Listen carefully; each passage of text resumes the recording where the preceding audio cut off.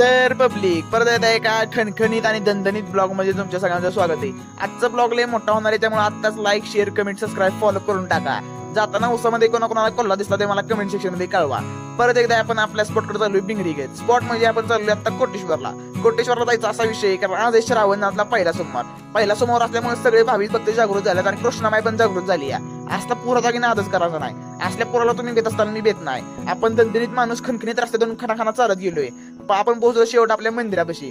कृष्णामाईने आज आपला विक्रम स्वरूप दाखवलं. तिथनं गेलो डायरेक्ट कोटेश्वराच्या मूर्तीकडे. कोटेश्वराचं दर्शन घेतलं नाही मन एकदम प्रसन्न होऊन जाते. पण आज कोटेश्वराला ना भाविक भक्तांची संख्या जरा जास्त होती. कोटेश्वराचं दर्शन घेतलं आपण चाललो प्रजाता घरी जाताना प्रजाता खतरं खिलाडी बनून पूल पार केला आणि घरी चाललो. घरी जाऊन आपल्याला जायचं दुसऱ्या स्पॉटवर. मग काय पिंगरीत गाडीत आपलं डायरेक्ट घरी पोहोचलो. घरी आल्या पप्पांनी आपली गाडी काढली. आज आपल्याला फॅमिली सगळं जायचं दुसऱ्या स्पॉटवर. दुसरा स्पॉट म्हणजे आपल्याला जायचं आज मांढरदेवीला जायचा विषय म्हणजे आपण सारखं मांढरदेवीला घरच्यांसोबत जात असतो. जाताना इथला व्ह्यू इतकं झाला होता ना की नादच करायचा नाही. सगळीकडे नुसतं पावसाचं वातावरण होतं. शेवट एवढा प्रवास करून आपण शेवट पोहोचलो मांढरदेवीला. मांढरदेवी मधलं वातावरण एकदम हवाई होतं. एकदम दुरात चालू आता.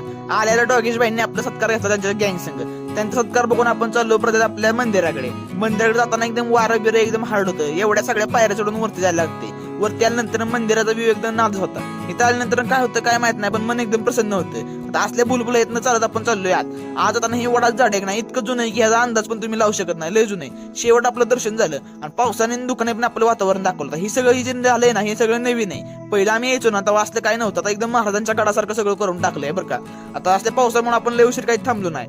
आईचा प्रसाद घेतला आणि परत आपण चाललो आपल्या घरी आता सगळ्यात पहिल्यांदा गाडीला सीएनजी भरायला आलो. सीएनजी भरताना पण इथं मोक्कार गर्दीतनं सीएनजी भरून चाललो घरी आल्यानंतर गाडी खूप मळली त्यामुळे सगळ्यात पहिल्यांदा धुवून घेतली. या गाडीला धुतलं म्हणलं की दुसऱ्या गाड्यांना इसाळ येऊ नये म्हणून दुसऱ्या गाड्यांना पण धुवून घेतलं. स्प्लेंडरला धुतलं. स्प्लेंडर नंतर ऍक्टिवाचा नंबर आला. ऍक्टिवाला पण धुवून टाकलं. आज काय माझी कामं संपत नव्हती. एक झालं की एक. आज आता मला जायचं होतं कपडे शिवायला. कॉलेजची कपडे शिवून नाही त्यामुळे कॉलेजात घेत नाही. कॉलेजची कपडे नाही त्यामुळे कॉलेज पुरतं. तिथनं गेलो गाडी टेलर काकांना म्हणलं तुम्हाला जशी शिवायची तशी शिवा पण कॉलेजची कपडे शिवून द्या.